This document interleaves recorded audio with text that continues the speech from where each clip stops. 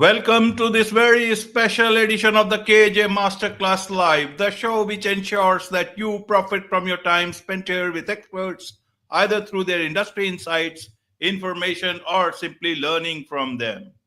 And today we have Becky Heidish. She is a career strategist, speaker, author, entrepreneur, and media resource, founder of two online career centers and a boutique executive research firm. She has interviewed hundreds of executives in dozens of industries in corporate America. Welcome to the show, Becky. Thank you. It's great to be here. Thanks for having me. You are welcome. Welcome to the show, Becky. Welcome to India in this online form. And I'm sure not just in India, but a lot of people across the globe will benefit from what we are going to talk right now. We'll learn from you how one can master their career success. In that backdrop, we'll have our conversation. But before that, let's learn a bit about your journey, your background, so that people know who they are listening to. Well, thanks. Thank you. Appreciate it. Appreciate the opportunity. So as you mentioned, I've run a couple of online career centers and an executive search firm. And for the last 25 years, I've been in career management. Prior to that, I was in human resources for about 5 years. And before that, I had along the way, I started out in higher education. So I was in college athletics and health and physical education and made a career transition, fell into human resources while I was looking for a job in sports marketing. And then I started a sports publication and ran a women's sports marketing agency.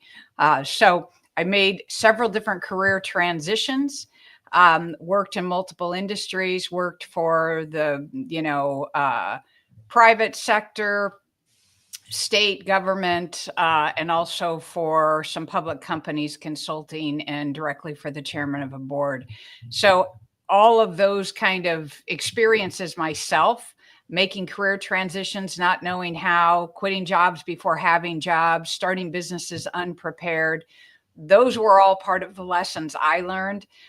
Then being able to be on the other side of the desk for so many years, interviewing and placing other executives and seeing many of the same career struggles or challenges, obstacles, where people were, also making mistakes.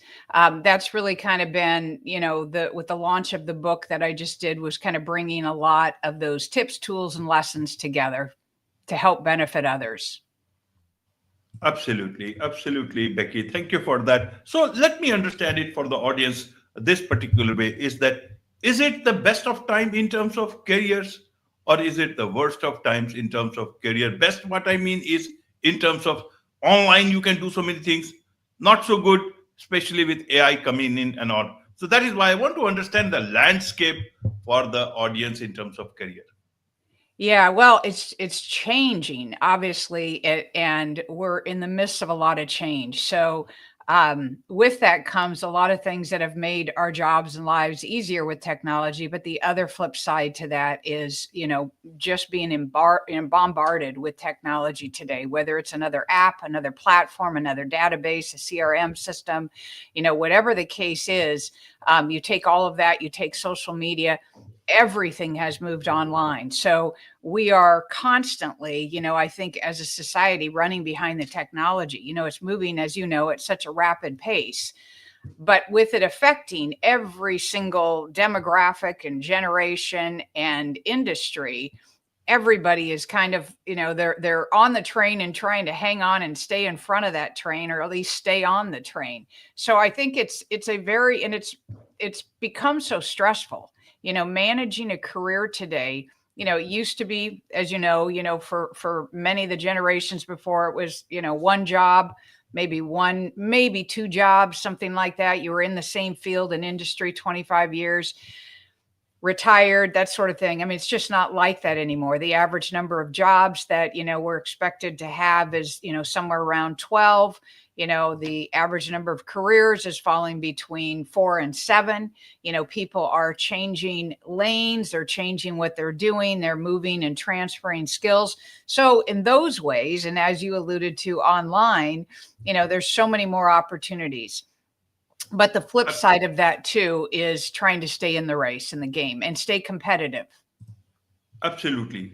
So many changes happening. It is very difficult to know what road to take, what things to plan for, either in terms of skill or in terms of career move. So, where should the an employee spend more time on thinking about finding a new job at a better place, or also think at career transitions at the same time? Because when a problem will come, there may not be jobs in the same industry. Where should one focus on in today's time? Yeah, and that's a great question. So I think the first thing that I like to start with is where someone trying to find the intersection of where their passions and interests are, where their skills are, what they're good at, and where the opportunities are in the marketplace. And so if they can find and at least stay focused there, they're following their hearts, their passion, they understand and realize what skills they have, what tools they have, what they're good at, and then taking a look at market opportunities and employers, whether it's companies, government, private enterprise, entrepreneurship, but looking at the platforms of where they can fit and where those opportunities are. So I always start there. Then I really think in terms of a foundation. Career management is something that's become so complex today, right? We've got to repackage, remarket ourselves. Our resumes become online. Everything that we're doing online is really interviewing every day online. All of those things have played a role in it. But so I think because of that, and because we are living in times where everything is uncertain, there's a lot of uncertainty today. There is no job security in any one of the platforms today. And that's one of the messages that I try to convey. So to take a look at that. And I think having a platform and a foundation that somebody can take a look at to continue to stay focused on their career. And that's really when I came up with the STEEP qualifications, because I think it's an easy way for people to assess where they're at and take a look at where they want to go and use that as a foundation, a methodology for wherever they are at multiple times in their career. And so the STEEP qualifications are skills, tools, education, experience, and personal qualities. And if they stay true to that and they take a look at that and they use that in terms of where they are today and where they want to go, they're going to be able to understand and follow that along the way and build, use that to build one career or multiple careers in one industry or multiple industries. Absolutely, absolutely. So I want to understand in terms of career, making that career secure wherever we are. So you talk about, applying for jobs online. You've got some hidden tricks with you, which we can share with us. How to make the best of applying jobs online. People generally think, that LinkedIn is the only place to go.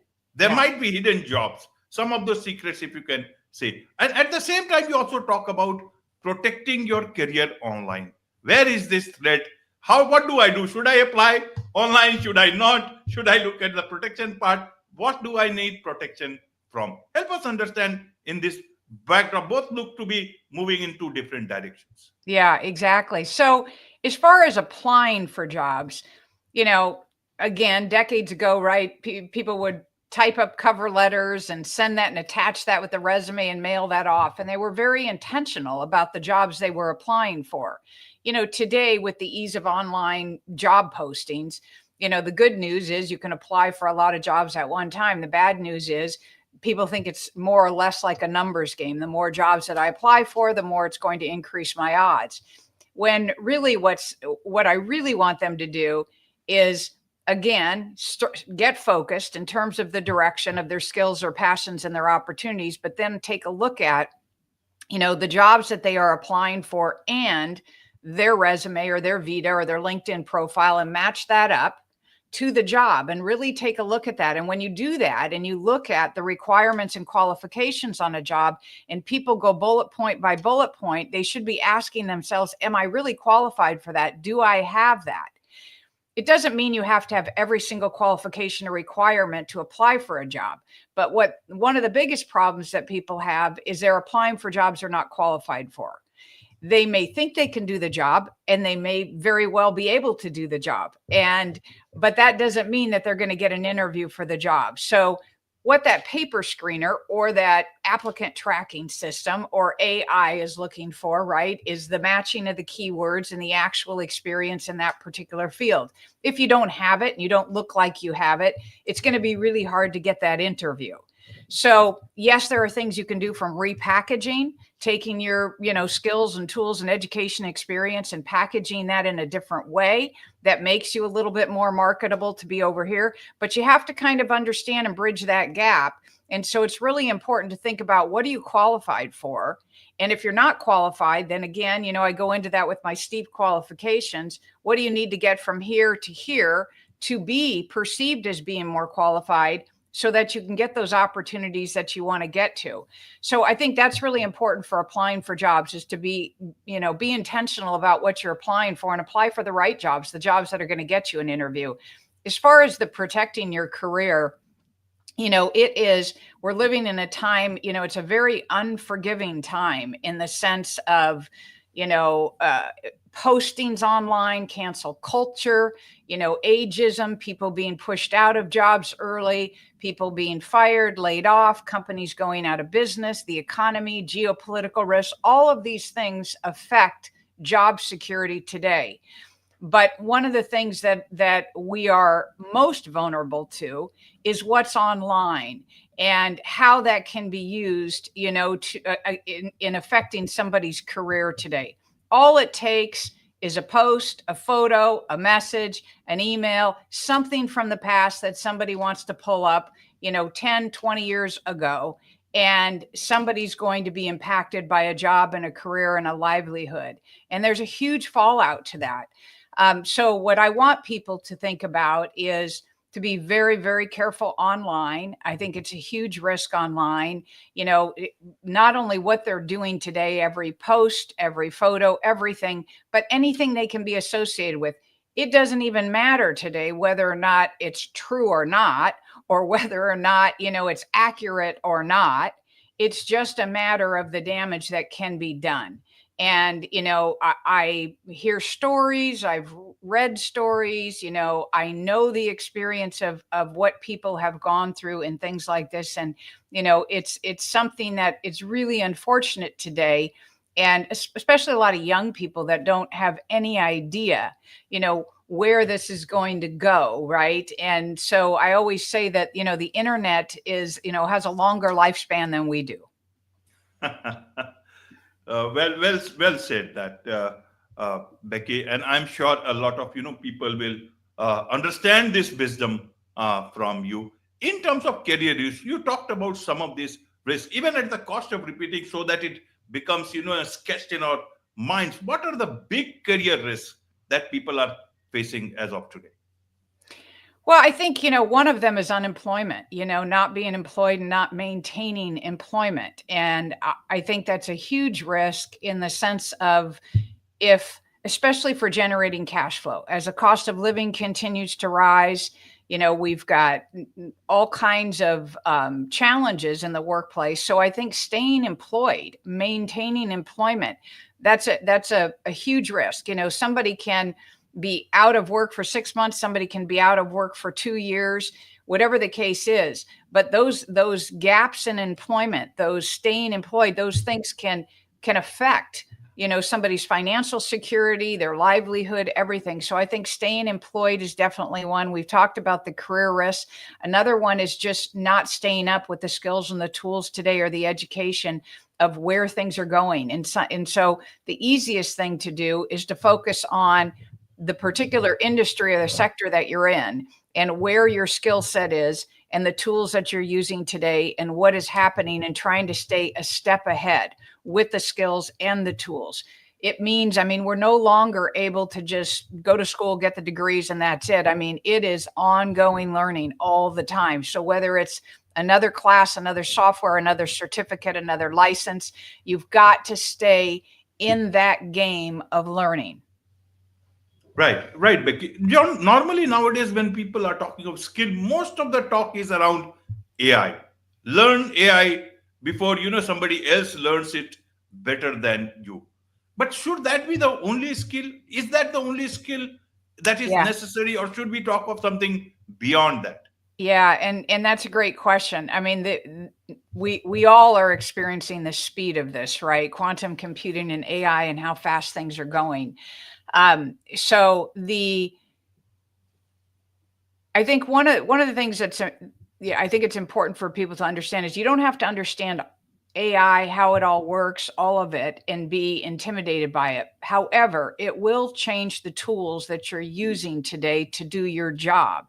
And so it's really important to know what AI tools do I need to be aware of to be able to do my job more efficiently. It's not that AI is necessarily going to replace everybody's job, but the people who know how to use AI to do their job better are going to be the ones in the lead beyond those that really understand it and know it. So I think it's important there.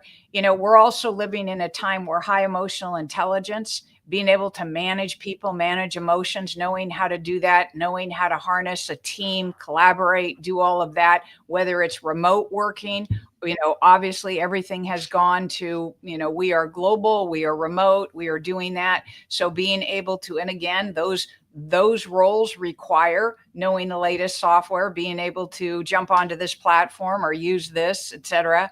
So I think you know, the technology just runs through everything. However, we are too, I think, in a time where we are behind in the trades. And so we are behind in employment in the trades. And so how and those industries will continue to, you know, verge into the technology as well too. So we'll still need a lot of people that have the hands-on skills, but they will be using technology to do their jobs as well too. So I think there's a lot of risk out there. You know, there's, you know, there's discrimination all across the board. You know, it might be race, it might be age, it might be religion, it might be politics. I mean, it's all over. So you've got all of these kind of things kind of competing for somebody's, you know, livelihood. Absolutely, Becky. Absolutely. One more thing I want to understand is nowadays uh, I get to hear about the bots, bot interviewers. They will be the first who will talk to you first. People say we should not, but then you may come to a position where you will have no other option. Is it going to be easier to talk to a bot than with talking with a human? How do you see? And suppose if I have to talk to a bot, how should I be prepared? Because bot will not look at things very differently than a human being. Do you have any advice on this while for talking to a bot interviewer? Well, I'm certainly not. There's people much more qualified in this than I am. What I will say is that, you know, some companies, and I think there's been several companies that have been testing the avatars and interviewing and doing things like that. And I think Facebook or Meta has been, you know, working on that for some time now. And there's been some other companies that have done some testing with that. The So I do think that you know, people, it'll be that first screening mechanism. And whether, you know, it's a bot or an avatar, you know, some form of AI will be there to screen that person through. And I think, you know, my advice on that is, I think on the flip side, you know, the one side of that is positive is it'll just be focused on the actual content and the merit of, you know, somebody's capabilities and skills, and, you know, what the actual job is and how they're qualified to do that job.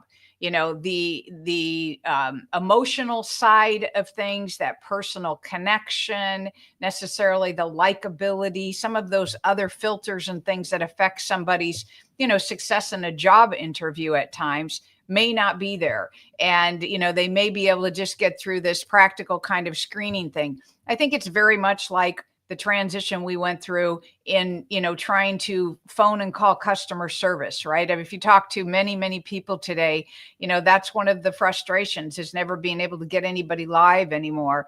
And it's all customer service. You know, again, the other side of that is, are they going to get their needs met?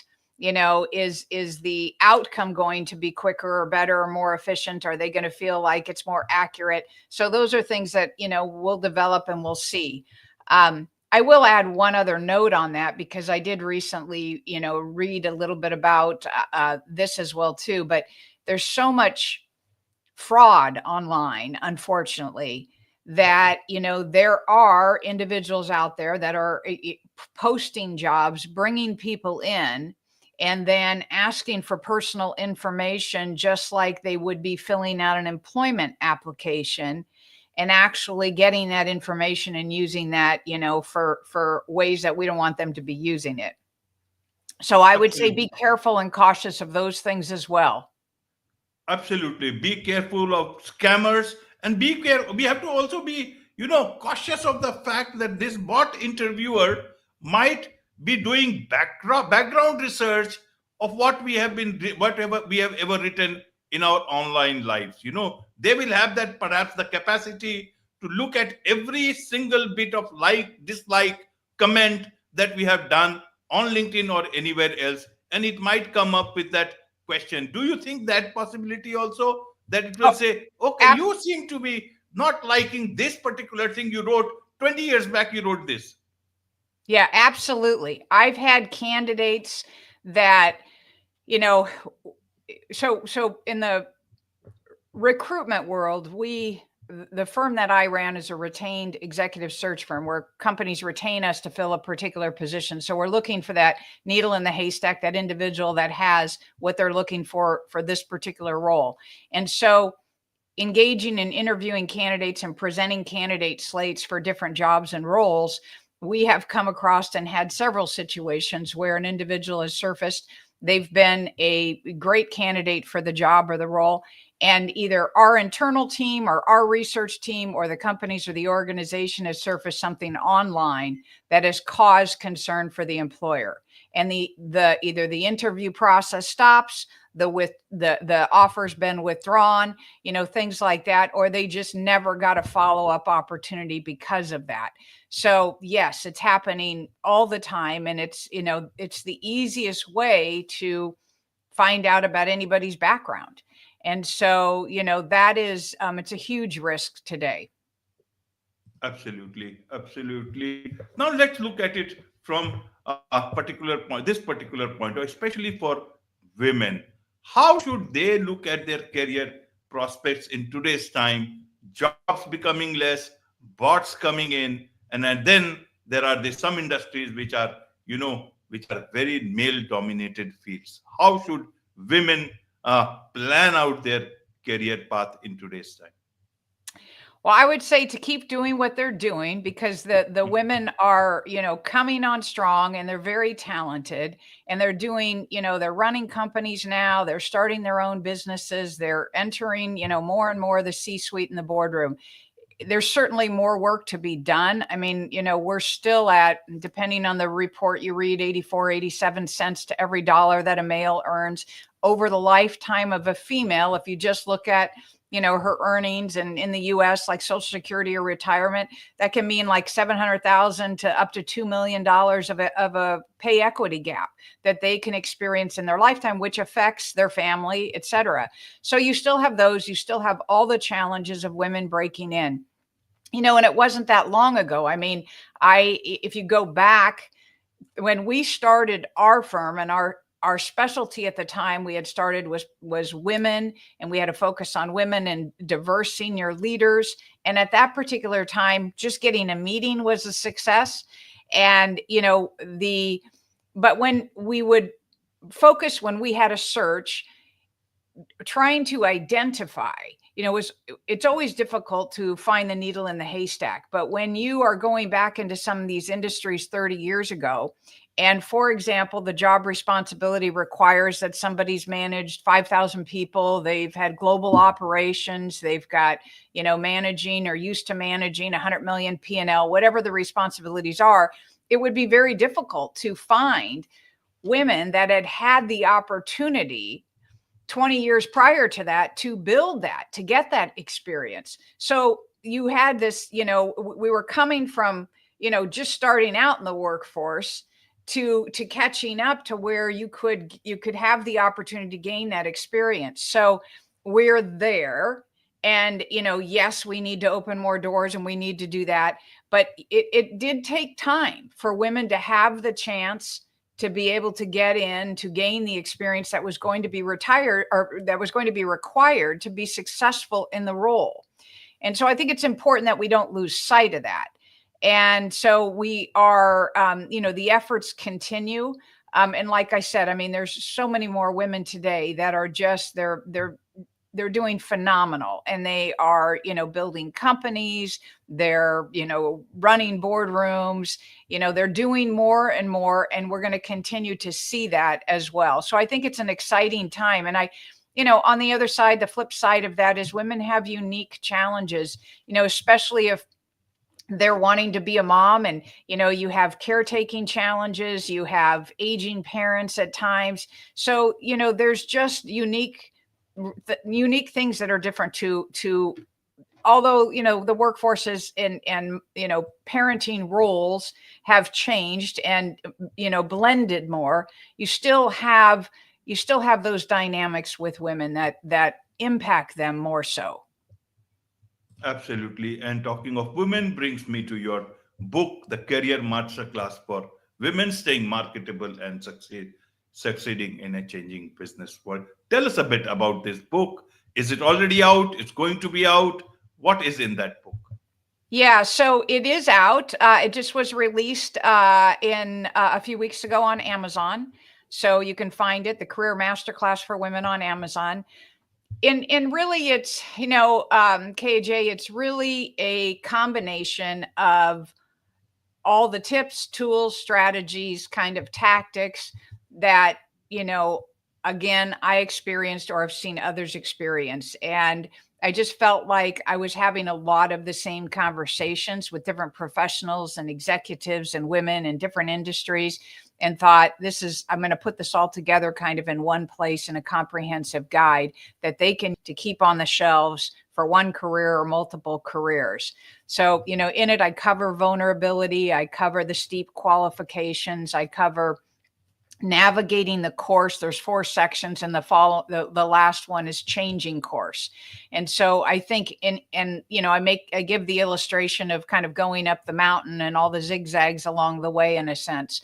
But I think it's a good kind of foundation for them to follow wherever they are in their career. If they're starting out, if they're midstream, if they're looking at starting the next chapter in their life, if they want to, if they even have a chapter on working for yourself, if they're questioning or considering, is this the right time to start a business? Wonderful. There is much to learn from you about career change, transition, and the new world that's opening up for all of us. So a lot of people who would want to connect with you, learn more from you, about you, get your strategy, get your help, what is the best way for them to do so?